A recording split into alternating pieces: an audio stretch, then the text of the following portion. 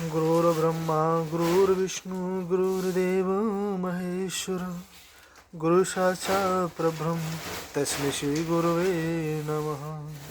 भागवत भगवान को प्रणाम, श्री राधा रानी को प्रणाम, प्रणाम श्री बाके बिहारी जी महाराज को प्रणाम, श्री राधा रानी को प्रणाम। श्रीमद् भागवत महापुराण सुख सागर का 10वें स्कंदम का पहला अध्याय भगवान का जन्म उत्सव अब पढ़ेंगे। आप सभी भगवान की लीला का आनंद लेंगे। कल हमने अध्याय छोड़ा था, वहाँ से तो आज फिर पढ़ेंगे।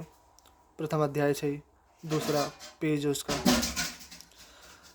बड़ा पुत्र कंस रथ पर बैठकर रथ के घोड़े हाँकने लगा। राजा देवक ने बड़ी धूमधाम के साथ देवकी को विदा किया। उसके दहेज में स्वर्ण के आभूषणों से सजे हुए 400 हाथी, 15 सहस्त्र घोड़े, 1800 रथ तथा 200 सुकुमारी दासियां दी। विदाई के समय अनेक प्रकार के मांगलिक बाजे बजने लगे। मार्ग में जब कंस अपनी प्यारी बहन देवकी को विदा करने जा रहा था, उस समय एक आकाशवाणी हुई। दोहा। जाको पहुँचावन चलियो रे मूर्ख अज्ञान, बालकता को आठवो हने तो कुआन। रे कंस, रे मूर्ख कंस, तू जिस अपनी बहन को पूजा रे मूर्ख कंस, तू जिस अपनी बहन देवकी को बड़े प्रेम से रथ पर बैठा कर पहुँचाने जा रहा है, उसी के 8वें गर्भ में जो बालक होगा वह तुझे मारने वाला तेरा काल उत्पन्न होगा, तुझे अवश्य मारेगा। कंस अति दुष्ट तथा राक्षस था। उसने आकाशवाणी सुनकर तत्काल अपने म्यान से तलवार खींच ली और देवकी को मारने के लिए उद्धत हो गया। वह भोजवंश का कलंक ही था, उसके पापों की सीमा नहीं थी। वह अपनी बहन के केश पकड़कर रथ से नीचे गिराने लगा। जब वसुदेव जी ने यह बीभत्स दृश्य देखा, तब वे बोले, हे राजकुमार, आप भोजवंश के वीर शिरोमणि हैं। आपकी वीरता तथा गुणों के सराहना सभी शूरवीर करते हैं। वीर पुरुष को स्त्री पर हाथ नहीं उठाना चाहिए। फिर यह तो तुम्हारी बहन है और अभी इसके हल्दी में वस्त्र भी नहीं उतरे हैं। ऐसे मांगलिकपूर्ण अवसर पर इसे मारना आपको उचित नहीं है। जो प्राणी जन्म लेता है वह मरता अवश्य है।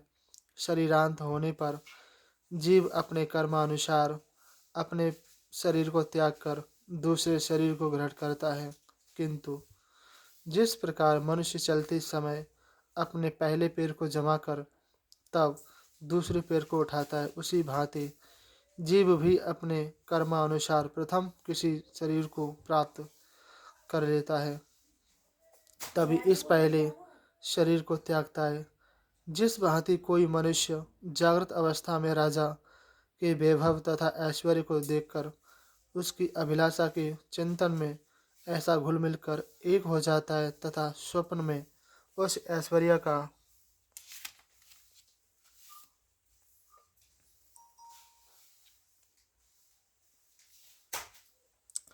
अनुभव करके अपने को भूल जाता है, और कभी कभी जागृत अवस्था में भी उन सुखों की कामना करके अपने इस शरीर को भूल जाता है। उसी भांति यह जीव जब अपने शरीर को भूल जाता है और किसी दूसरे शरीर में तल्लीन होकर एक रस हो जाता है, तब पहले शरीर की मृत्यु और उस दूसरे शरीर का जन्म मानते हैं।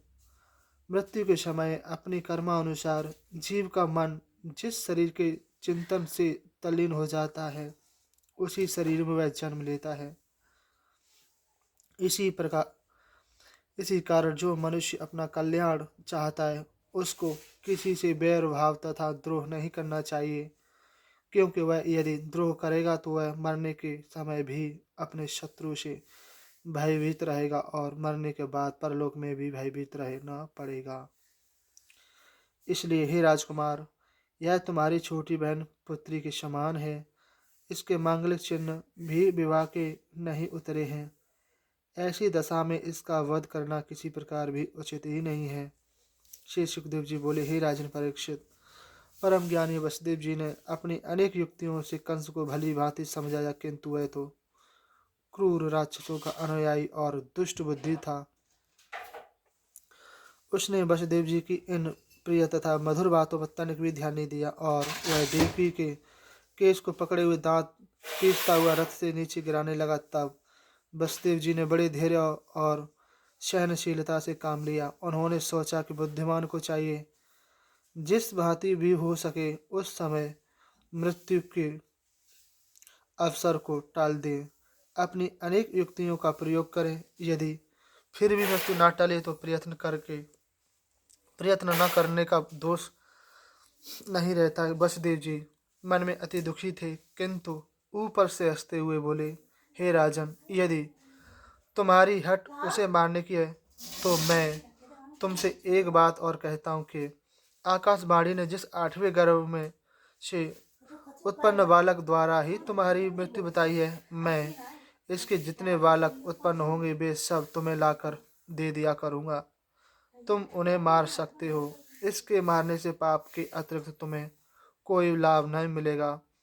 वसुदेव जी के ऐसे उत्तम वचनों को सुनकर कंस प्रसन्न हो गया और अपनी बहन देवकी के केशों को छोड़कर बोला, हे राजन, आप मुझे घोर पाप से बचा लिया। उसने वसुदेव जी की बात को स्वीकार करके देवकी को मारने का विचार छोड़ दिया। वसुदेव जी अति प्रसन्न हुए। वे जानते थे कि समय को टालना ही बुद्धिमानी है। आगे भविष्य में शायद यह कंस ही ना रहे अथवा देवकी के ही बालक उत्पन्न ना हो। भविष्य की बात को कौन कह सकता है। ऐसा विचार करके वसुदेव जी देवकी को अपने घर ले आए। कुछ काल पश्चात देवकी के गर्भ से एक बालक उत्पन्न हुआ। उसको लाकर अपनी प्रतिज्ञा अनुसार कंस को दे दिया। कंस ने वसुदेव जी की सत्यता को देखकर उस बालक को प्रसन्नतापूर्वक उन्हें वापस कर दिया और बोला, आकाशवाणी ने तो ऐसा कहा था कि देवकी के 8वें गर्भ से उत्पन्न होने वाला बालक ही मेरा काल होगा। तब वसुदेव जी उस बालक को लौटाकर अपने घर ले आए। उसी बीच में नारद जी वहाँ पर पधारे और कंस को समझाते हुए बोले, हे कंस, तुमने देवकी के उस बालक को लौटाकर अच्छा नहीं किया है। न जाने कौन सा बालक 8वां गिनती में आवे। तब उन्होंने पृथ्वी पर एक रेखा खींचकर सब ओर से 8वीं गिनती कंस को समझाई। नारद जी की यह बात उस दुष्ट बुद्धि की समझ में आ गई और उसने तुरंत उस बालक को मंगवा कर मार डाला। नारद जी उससे यह भी कह गए थे कि ब्रज में रहने वाले नंद उपनंद गोप ग्वाले, उनकी गोपियाँ, वसुदेव आदि वंशी यादव तथा देवकी आदि सभी उनकी पत्नियाँ सब देवताओं की अंश हैं। यह सभी तुम्हारे शत्रु हैं और तुम्हें मारने की प्रयत्न में रहते हैं। कंस ने नारद जी के मुख से ऐसी बातें सुनकर उसने तुरंत ही वसुदेव तथा देवकी को हथकड़ी बेड़ी पहनाकर अपने कारागार में डलवा दिया और सभी यदुवंशी को महान कष्ट पहुंचाना आरंभ कर दिया। वह यदुवंशियों के नन्हे नन्हे बालकों को इस भय से मरवा डालता था कि कहीं इनमें ही मेरे काल ना हो।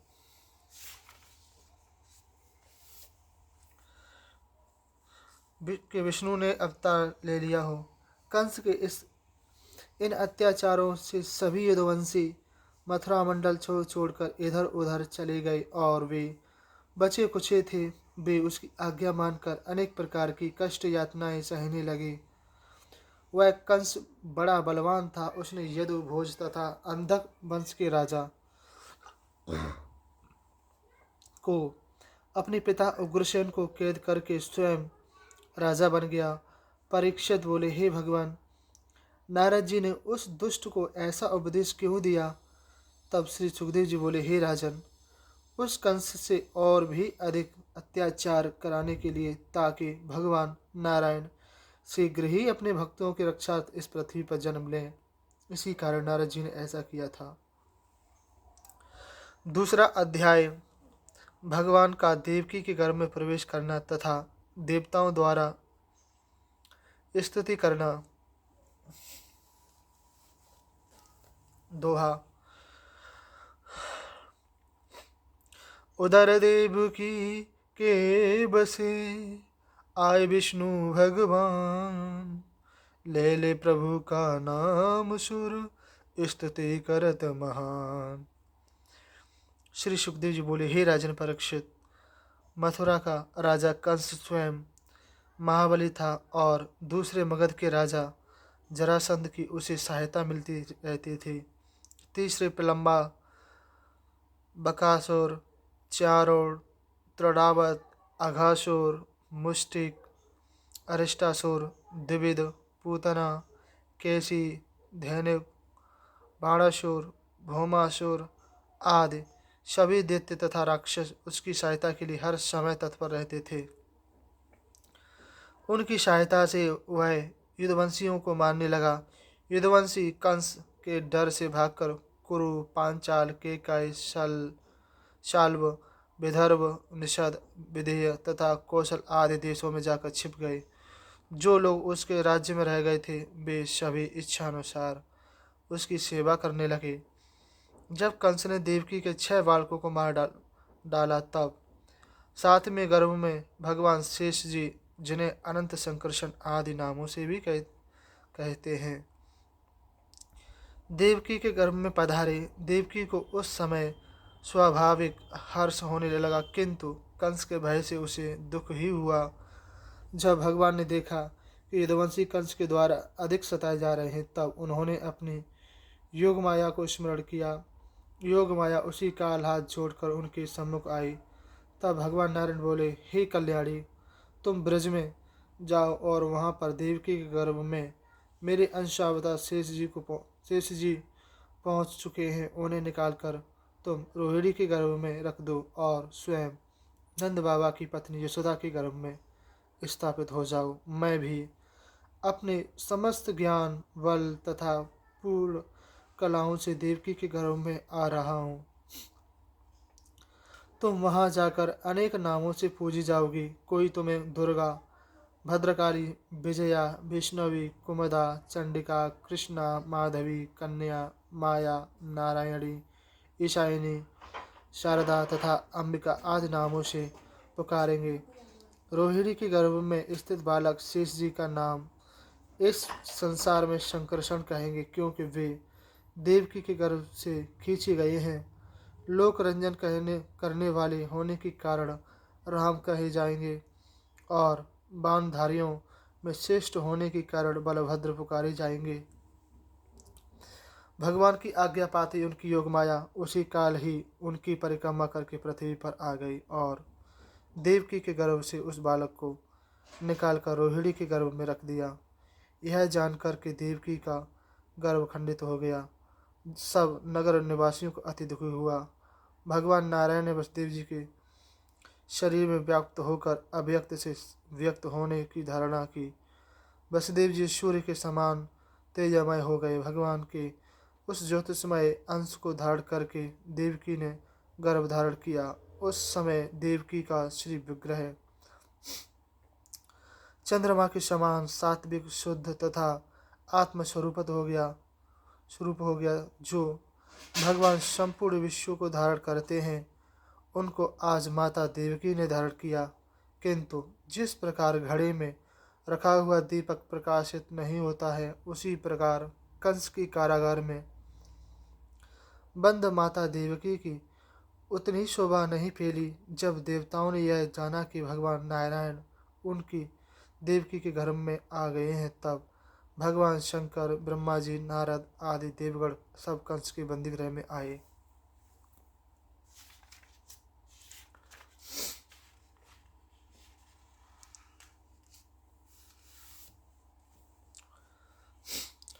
और भगवान की स्तुति करने लगे, हे प्रभु, आप सत्य संकल्प सृष्टि के रचयिता हैं। ये संपूर्ण पृथ्वी, जल, तेज, वायु तथा आकाश सब आप ही से उत्पन्न हुए हैं। हम सब आप ही के शरण में आए हैं। इस संसार रूपी वृक्ष के आप ही आश्रय हैं। इसको उत्पन्न करने वाले केवल प्रकृति है। सुख दुख इसके दो फल हैं। सत रज तम तीन जड़ हैं। अर्थ धर्म काम मोक्ष इसके चार रस हैं। पांचों ज्ञानेंद्रियों से यह जहाँ जाता है पैदा होना, रहना, बढ़ना, बदलना, घटना तथा नष्ट होना, ये सब इस संसार के छह स्वभाव हैं। रस, रुधिर, मांस, मेद, अस्थि, मंजा तथा शुक्र आदि सात धातुएं इस वृक्ष की छाल हैं। मन, बुद्धि, अहंकार तथा पंच महाभूत आठ इसकी ही शाखा है। इसके नव द्वार खोडर हैं। इस प्राणवायु 10 प्राणवायु प्राण, अपान, व्यान, उदान, समान, नाग, कूर्म, कुकल, देवदत्त, धनंजय ये 10 पत्ते हैं। इस संसार रूपी वृक्ष पर जीवात्मा और परमात्मा दो पक्षी विराजते हैं। इस महावृक्ष की उत्पत्ति, स्थिति तथा प्रलय करने वाले आप ही सर्वात्मा हैं। आपके चरणों का आश्रय लेकर प्राणी इस संसार सागर को अनायास ही पार कर जाता है। आपके चरणों से सच्ची प्रीति होने पर अनेक प्रकार के विघ्न नष्ट हो जाते हैं। इस समय इस पृथ्वी पर अनेक असुर बड़े हुए हैं जो आपके भक्तजनों को बहुत कष्ट दे रहे हैं। आप उन्हीं भक्तों की रक्षा के लिए माता देवकी के गर्भ में पधारे हैं। आप देहधारियों की कल्याण तथा भक्तों की रक्षा के लिए शुद्ध सत्यमय सच्चिदानंदमय परम दिव्य शिव विग्रह प्रकट हो करते हैं। आपके प्रकट होने पर आपके भक्तजन अभय होकर वेद, कर्मकांड, अष्टांग, तपस्या तथा समाधि के द्वारा आपकी पूजा करते हैं। जो पुरुष आपके मंगलमय नामों तथा रूपों का श्रवण, कीर्तन तथा ध्यान आपके चरणों में चित्त लगाकर करता है, फिर उसे इस जीवन मरण के चक्कर में नहीं आना पड़ता है। हे प्रभु, आपने पीछे अनेकों अवतार लिए हैं, उसी भांति आप अब भी पृथ्वी का भार उतारने के लिए ही अवतार धारण कीजिए। देवकी जी को संबोधित करते हुए देवता लोग बोले, हे माता, तुम्हारा कल्याण हो। तुम परम सौभाग्यवती हो। तुम्हारी कोख में जगत का कल्याण करने के लिए भगवान स्वयं पधारे हैं। अब तुम कंस से तनिक भी मत डरो, उसका शीघ्र ही नाश होने वाला है। इतना कहकर देवता लोग चले गए। श्री सुखदेव बोले, हे राजन परीक्षित, कंस भगवान श्री कृष्णचंद्र के भय से इतना भयभीत हो उठा कि उठते बैठते खाते पीते सोते जागते उसे सर्वस्त्र भगवान ही दृष्टि आने लगे। उसकी जहाँ दृष्टि पड़ती थी तहाँ श्री कृष्ण जी ही दिखाई पड़ते।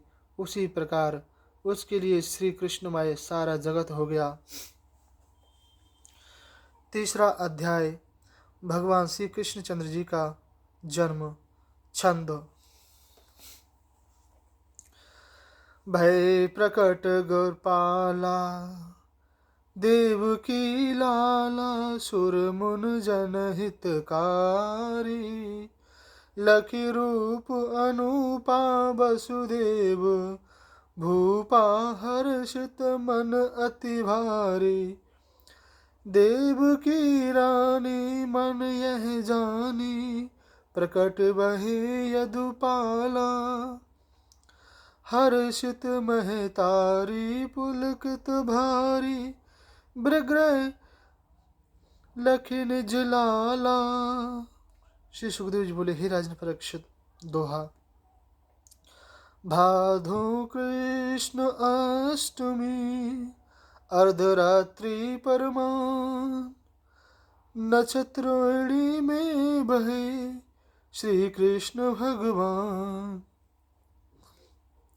तिस काल आकाश में समस्त नक्षत्र, ग्रह व तारे शांत तथा सौम्य दृष्टि आ रहे थे। संपूर्ण दिशाएं स्वच्छ तथा प्रसन्न दिखती थी। तारागण आकाश में जगमगा रहे थे। रात्रि में ही कमल सरोवर में उठे। पक्षी तथा भौरे भगवान के गुण गाने लगे। वायु पवित्र गंध हो लेकर बहने लगी। कंस के अत्याचारों से ब्राह्मणों की अग्निहोत्र की बुझी हुई अग्नियां पुनः जल उठी। स्वर्ग में देवता, गंधर्व, किन्नर मधुर स्वरों से भगवान के मंगलमय गुणों का गायन करने लगे। अप्सराएं नाचने लगी तथा ऋषि मुनि और देवता लोग पुष्पों की वर्षा करने लगे। अर्धरात्रि का समय था। चारों ओर अंधकार छाया हुआ था। बादल गरज रहे थे।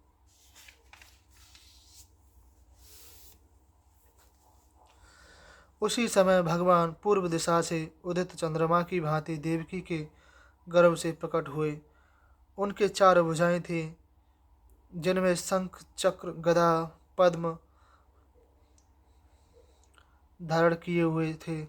वत्स तपस्वी वस्त्र का चिन्ह, कंठ में कौस्तुभ मणि माला।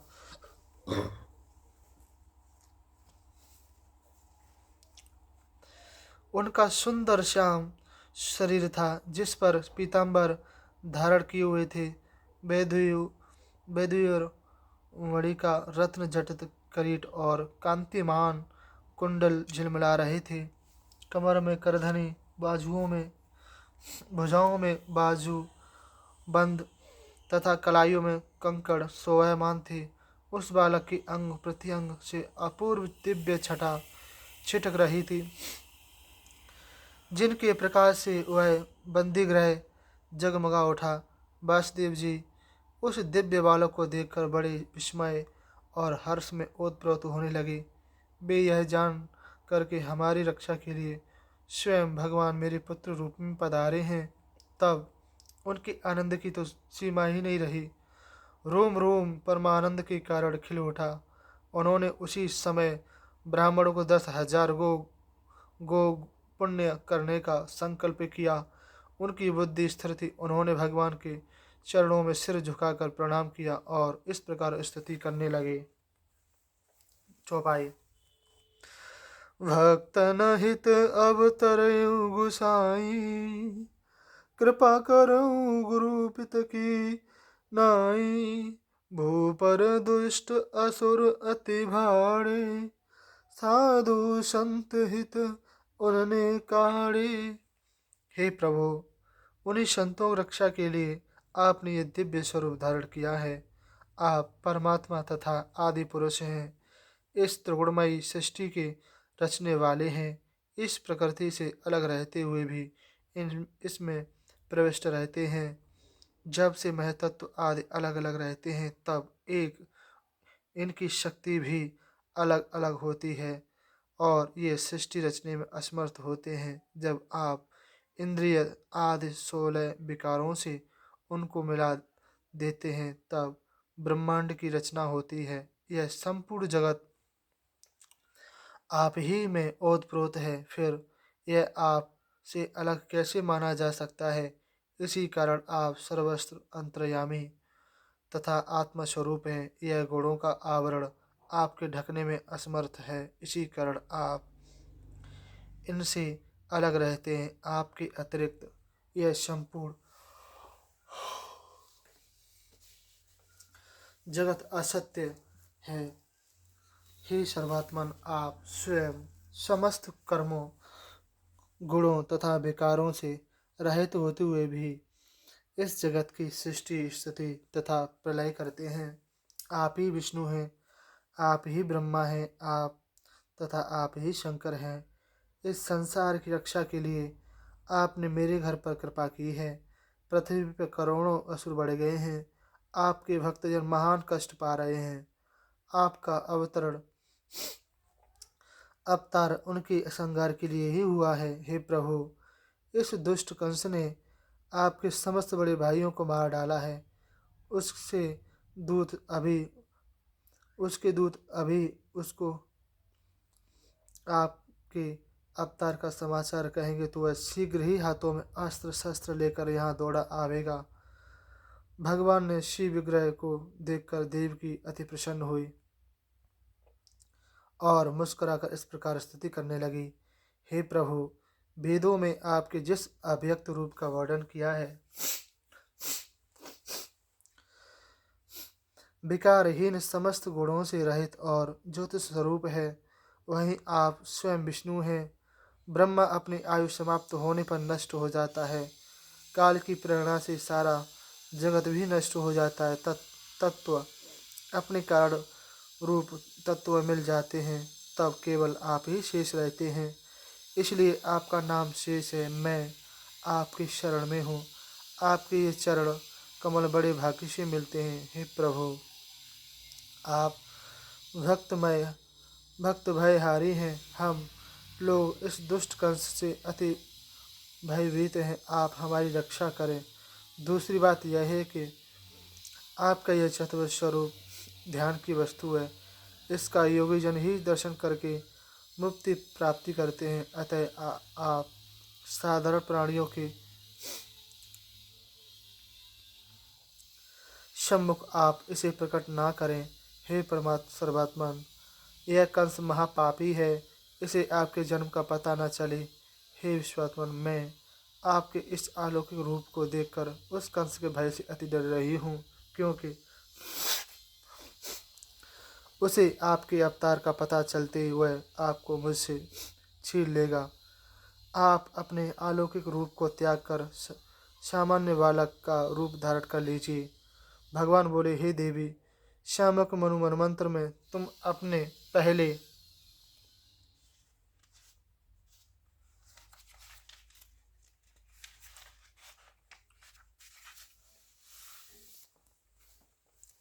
जन्म में प्रश्नी थी और बसदेव जी सुतवा नाम की प्रजापति थी। तुम दोनों ने बड़ा घोर तप किया था। जब तुमने ब्रह्मा जी से यह वर मांगा था कि हमारे गर्भ से भगवान ही जन्म लें, तुमने वह घोर तप देवताओं के 12,000 वर्ष तक किया था। उस समय तुमने मोक्ष न मांगकर मुझे ही पुत्र रूप में मांगा था, इसलिए मैं ही तुम दोनों का पुत्र हुआ और उस समय मेरा नाम प्रश्नि गर्भ प्रसिद्ध हुआ। फिर दूसरे जन्म में वसुदेव जी कश्यप और तुम अदिति हुई। उस समय मैंने उपेंद्र का अवतार लिया। अब तीसरे जन्म में मैं फिर तुम्हारे ही पुत्र हुआ हूँ।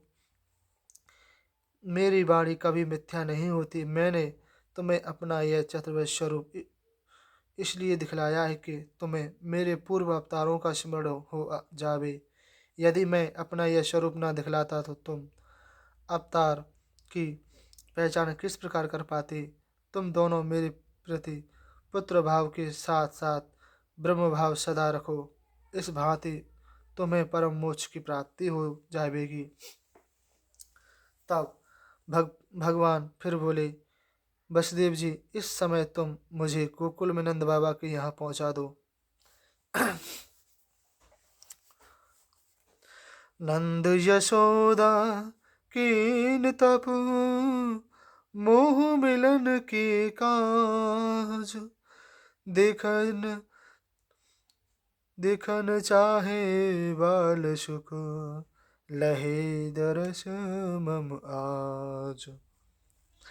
वहाँ पर इसी काल मेरी योग माया ने कन्या के रूप में यशोदा की गर्भ से जन्म लिया है। तुम उसे यहाँ ले आना।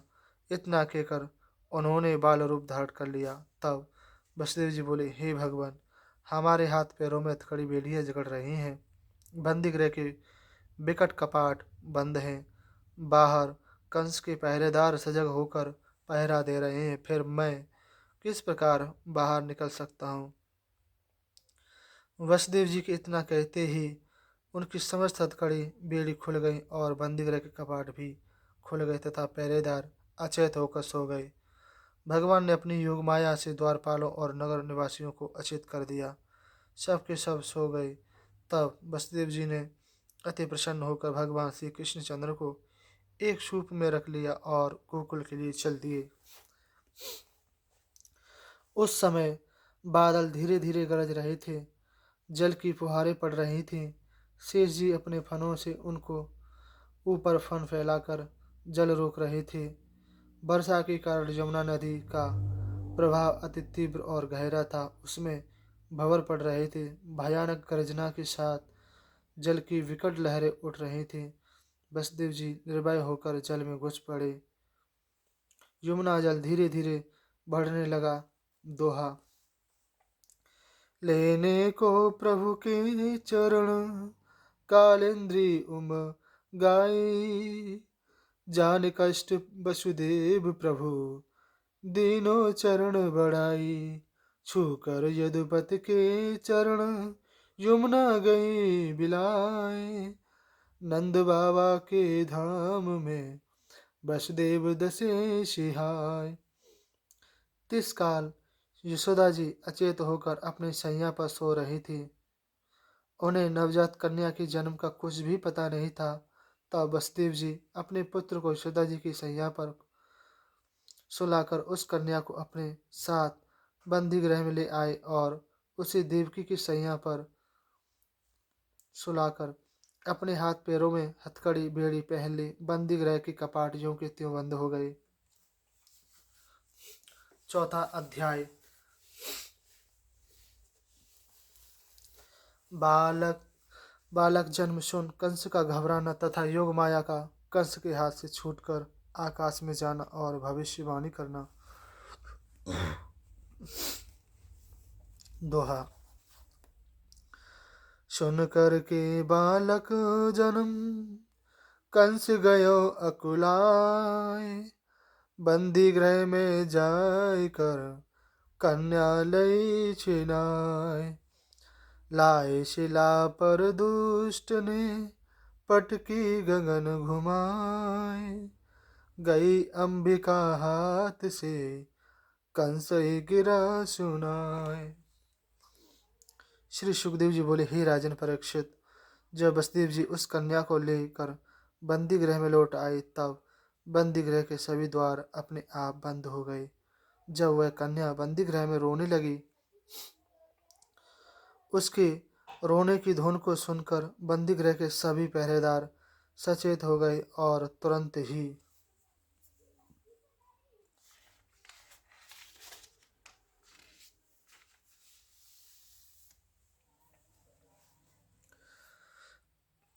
कंस राजा के पास जाकर देवकी के बालक के जन्म होने की बात कही। कंस उसी क्षण अति व्याकुल होकर उठ खड़ा हुआ और हाथ से नंगी तलवार बंदीगृह की ओर दौड़ा। इस बार तो उसे अपने काल से ही लड़ना था, इसी कारण वह अति व्याकुल था। उसे इस बात का भी ध्यान न रहा कि उसके बाल बिखरे हैं अथवा नंगों अंगों पर वस्त्र धारण किए हुए हैं या नहीं। मार्ग में कई स्थान पर लड़खड़ाकर गिरते गिरते बचा। बंदी गृह में पहुंचते ही उसने तत्काल उस कन्या को देखती देवकी के हाथ से छीन लिया। देवकी ने अति गिड़गड़ाए दुख पाए कंस से कहा, हे भाई, तुमने मेरे 6 बालक मार डाले हैं, अब यह कन्या हुई है। तुम मेरी इस पिठ बिछोनी कन्या को मत मारो। देवताओं ने भी तो 8वें गर्भ से पुत्र जन्म की कही थी, सो कन्या भई उनकी बात मिथ्या गई। अब तुम्हें किसी बात का भय नहीं करना चाहिए। श्री सुखदेव बोले, हे राजन परीक्षित, कन्या के लिए देव की रानी रोने लगी और अति दीन की भांति याचना करने लगी। कंस बोला, चौपाई। देव वचन मिथ्या नहीं जावे, मारे मुझे जो ब्याहन आवे।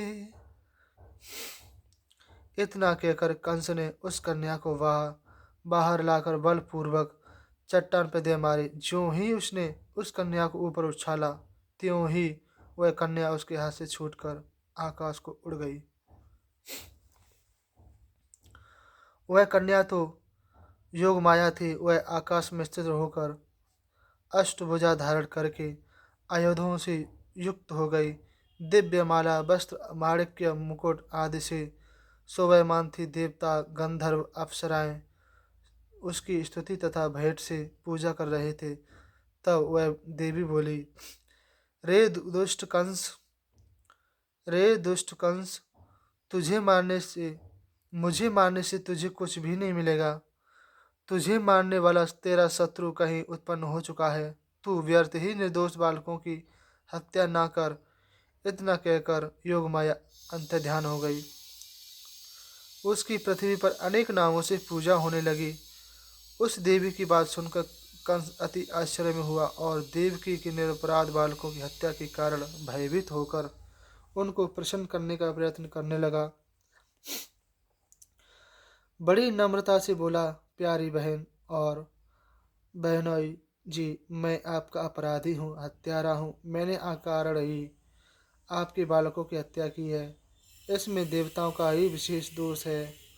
अब मुझे न जाने कौन सा नरक भोगना पड़ेगा। मैंने धोखे में आकर आपके बच्चों की हत्या की है। मनुष्यों की तो बात ही क्या चल रही, देवता भी झूठ बोलने लगे हैं। तुम दोनों मेरे अपराध को क्षमा करो, पुत्रों का शोक त्याग दो। सभी प्राणी प्रारब्ध का भोग भोगते हैं, उनकी मृत्यु का यही विधान है। यह आत्मा अमर है, केवल शरीर का ही नाश होता है। अज्ञानी पुरुषों की ही इस नाशवान शरीर को आत्मा मान लेते हैं। यही अज्ञान है। हे बहन, तुम मुझे क्षमा करो। मैंने तुम्हारे पुत्रों को मारा है। तुम उनका शोक न करो तो जो साधु पुरुष होते हैं वे दूसरे के द्वारा सताए जाने पर भी उनको कष्ट नहीं देते हैं और न उन पर क्रोध ही करते हैं। इतना कहकर कंस ने वसुदेव तथा देवकी के चरण पकड़ लिए और अश्रु बहाने लगा। तब उसने वसुदेव और देवकी को बंदी गृह से मुक्त कर उनको उपटन लगाए, नहलवाया, सुंदर वस्त्राभूषण पहनाए, उत्तम उत्तम उन्हें रहने के लिए भोजन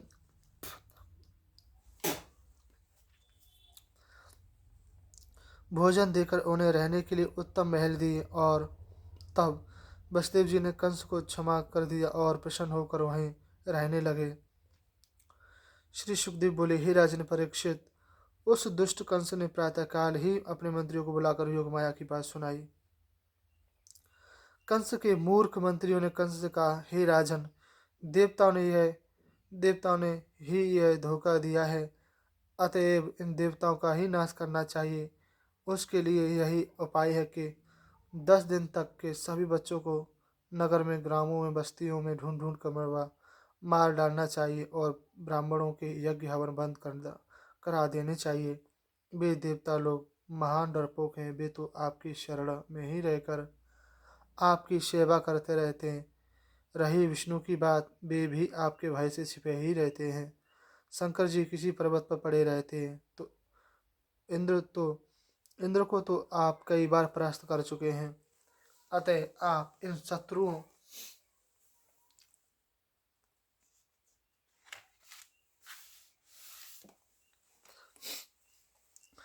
का नाश करने के लिए अपने सेवक राक्षस नियुक्त कर दीजिए।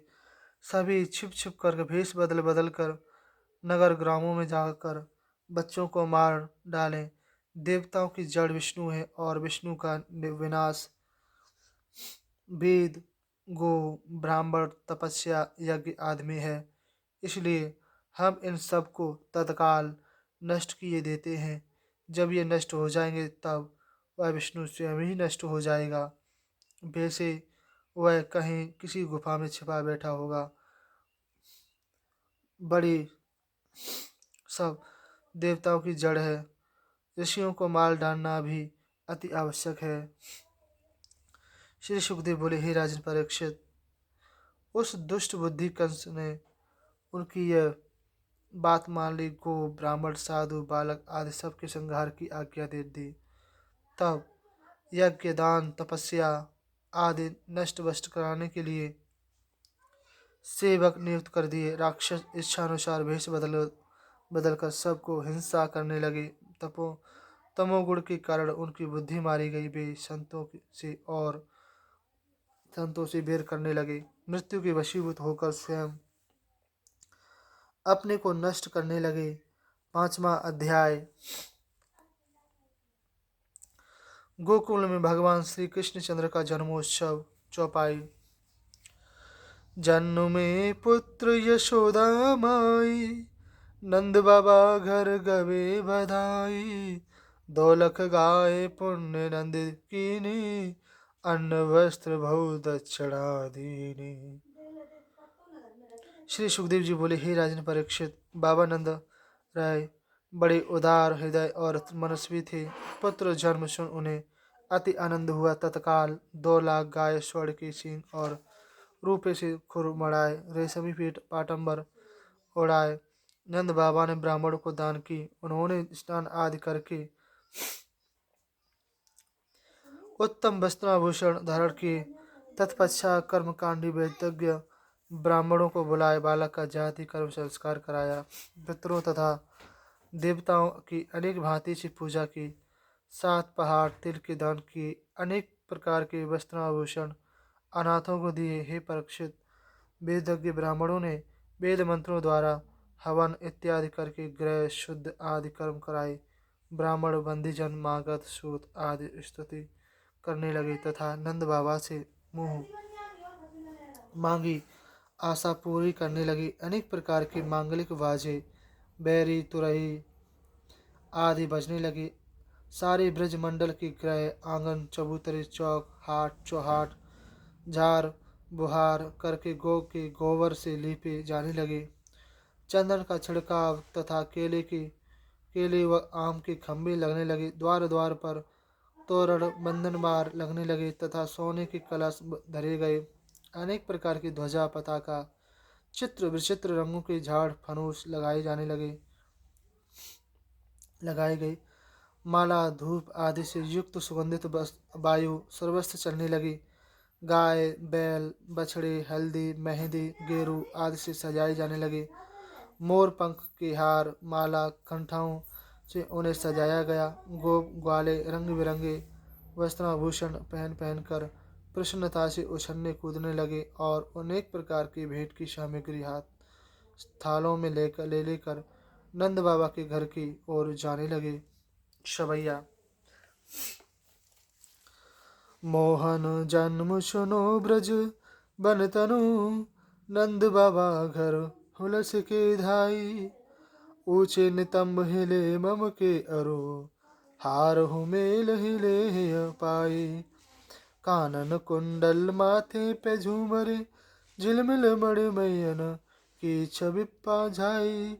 नंद बाबा घर धाय चली सब, चंद्रमुखी युवती हर्षाई। गोकुल ग्राम की गोरी सी ग्वालिन, कुमकुम लेप दिए मुस्काई। रंग बिरंग की लूमरी, सोत चोटी में फूल लसे चितराई। कुंडल हार पयोद चले मग ओरु, चले द्रग चंचलत ताताई। देत आशीष बखेरत अक्षत, जुग जुग जीवो ये कृष्ण कन्हई। हे राजन, उन ब्रज युवतियों की छटा बड़ी ही अनोखी थी।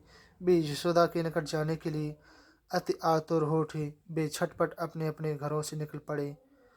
उनके मुख कमल प्रसन्नता से खिल रहे थे। उन पर लगी हुई कुमकुम कमल केसर की भांति प्रतीत होती थी। जब वे जल्दी जल्दी चलती थी तब उनके भारी नितंब हिलने लगते थे। उनके कानों में मणियों के कुंडल, कंठ में सोने के हार झिलमिला रहे थे। वे रंग बिरंगे लूमरी पहने थे। उनकी चोटियों में गुथे हुए फूल मार्ग में झरते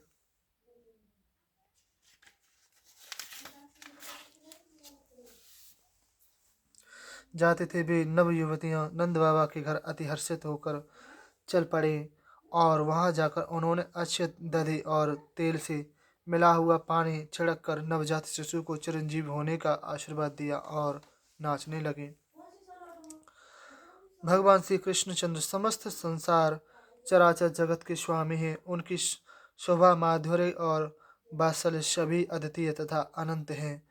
उनके जन्मोत्सव में अनेक प्रकार की मांगलिक बाजे बजने लगे तथा नंद बाबा ने दान पुण्य अपने सामर्थ्य से बाहर किया। गोप ग्वाले तथा गोपियां मतवाली होकर मल मल माखन मुखन से ब्रज ग्वाला हर्षाई। दध गोरस के फाग सो भई कीच ब्रज माही।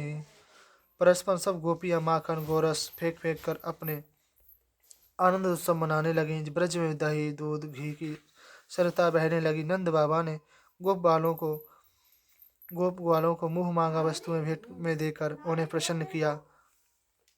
सूत मागध तथा बांदीजन आदि को भी यथा योग्य पुरस्कार दिए। यह सब कुछ नंद बाबा भगवान की प्रसन्नता और नवजात शिशु के लिए आशीर्वाद प्राप्त करने के लिए ही कर रहे थे। नंद बाबा ने परम सौभाग्यवती रोहिणी जी का बड़ा आदर सत्कार करके दिव्य वस्त्र माला तथा आभूषणों आदि से सत्कार किया। वे गृह स्वामिनी की भांति समस्त आने जाने वाली गोपियों का सत्कार भली भांति कर रही थी। हे परीक्षित, मैं कहाँ तक कहूँ।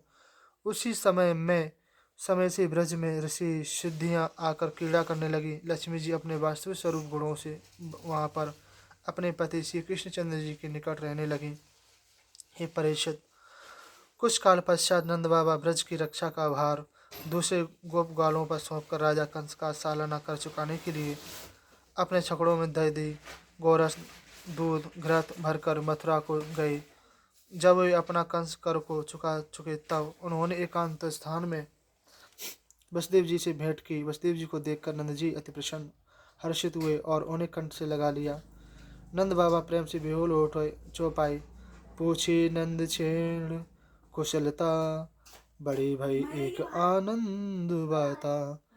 भगवान ने तुम्हारे एक पुत्र देकर तुम्हारी आशा पूरी कर दी। तुम्हारी अवस्था ढल चुकी थी और अब कोई संतान होने की आशा ही नहीं थी।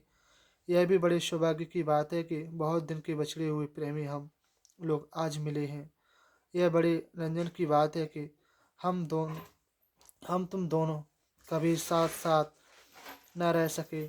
इसको हम प्रारब्ध का ही भोग कहेंगे। हे प्यारे नंद जी, आप इस समय जिस वन में रह रहे हो उसमें घास फूस तृण आदि तो पर्याप्त मात्रा में होते हैं ना। वहाँ पर पशुओं को किसी प्रकार का रोग तो नहीं है। मेरा पुत्र अपनी माता रोहिणी के साथ आनंद से तो है।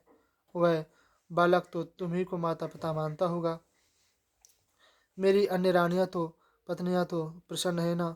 उन बेचारियों ने तो मेरे लिए महान कष्ट भोगे हैं। मेरे अन्य पुत्र तो कंस ने मार डाले। अंत में एक कन्या हुई किंतु वह भी स्वर्ग को चली गई।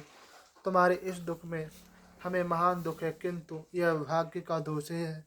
वसुदेव जी बोले, हे नंद जी, ब्रज में यह दुष्ट अनेक प्रकार के उपद्रव करता रहता है। चौपाई वसुदेव जाओ तह ग्रहताता, ब्रज में होए नित्य उत्पाता। बालक ढूंढ कंस मगबावे, दुष्ट उन्हें तत्काल नसावे।